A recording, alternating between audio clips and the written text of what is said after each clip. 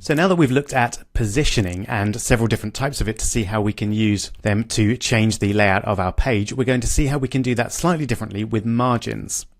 So I'm just going to change our code, get rid of that big height there, and change the position here back to relative. So as I hope you remember, that in itself doesn't make any difference, but you'll remember also that we can do things like this. Once we've set the position to be relative, we can set the left property to 100 pixels, and that effectively gives it a margin to the left of 100 pixels.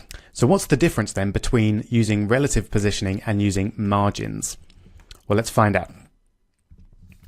So first of all, you notice I've got rid of the positioning completely here, so we're not doing positioning, we're using margins, and initially I'm going to set the margin to 100 pixels. So what does that do? Aha, so now we've got a margin of 100 pixels all the way round the box. So we've got obviously at the top, left, bottom, and right. So hopefully you can see straight away that this is different to positioning. Even though the effect might be we're moving it to the right and down, we are actually creating a margin all the way round, which we can't actually do with positioning. Now, if we wanted our blue box here to be to the right of that, then we would just float them both to the left.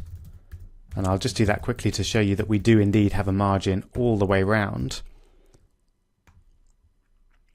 So there you go. If we stretch that out, you can see we've got the margin here.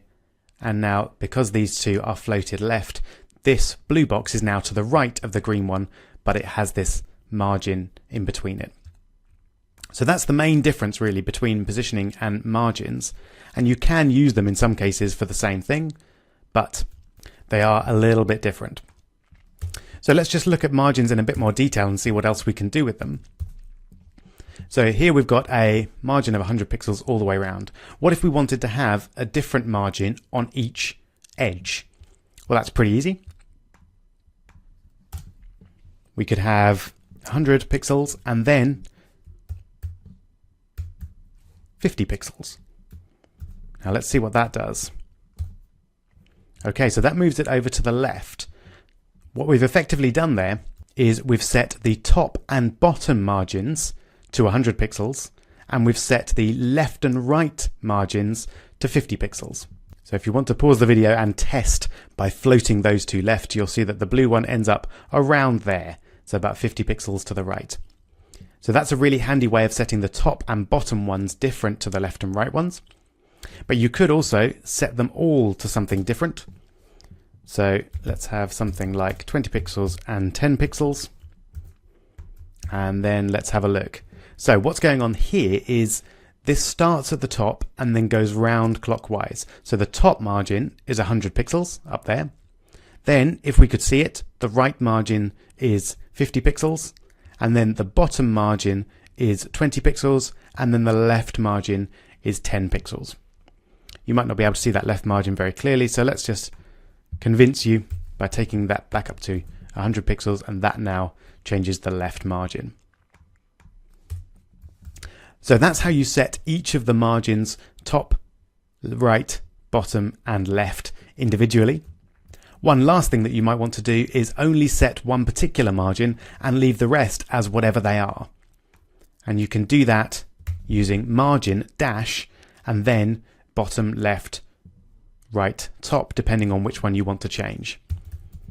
So if we wanted to set margin left to be, I don't know, 150 pixels, then that will just set the left margin and it will leave the others as whatever they are. And that's pretty much it. So generally you would use margins when you wanted your element to remain in the flow of the page and to spread everything out relative to it. And you would use positioning if you wanted to take your element out of the flow of the page and move it around on top of other elements and that sort of thing. Very quick challenge then to give you an opportunity to practice margins. Can you take the blue div and make it so that it has margins of 50 pixels on the top and the bottom and 20 pixels left and right? And bonus points if you can do that in two different ways. So 50 pixels top and bottom, 20 pixels left and right. Go for it.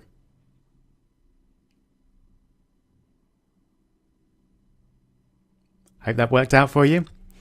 I'm going to show you a few different ways to do it. In fact, there are 3 different ways.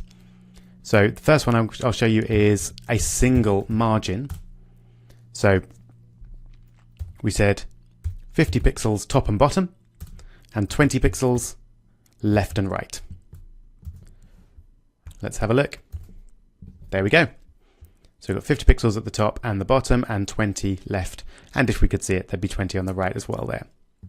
So that's one way of doing it. That's probably the simplest solution. Another solution is to set all of them manually like that. And if we just have a look at that, that does exactly the same thing. So that was solution number 2. There is, however, a third solution. So super bonus marks if you got this one as well. We could set the margin top as being 50 pixels. And then I'm just going to save my typing a little bit. Set the bottom to be 50 pixels as well. Could set the left to be 20 pixels. And of course set the right to be 20 pixels too. And that's another way to do it, even though it's a little bit more long-winded than the first 2 solutions that we had. All right, so that's how we use margins to move our elements around the page.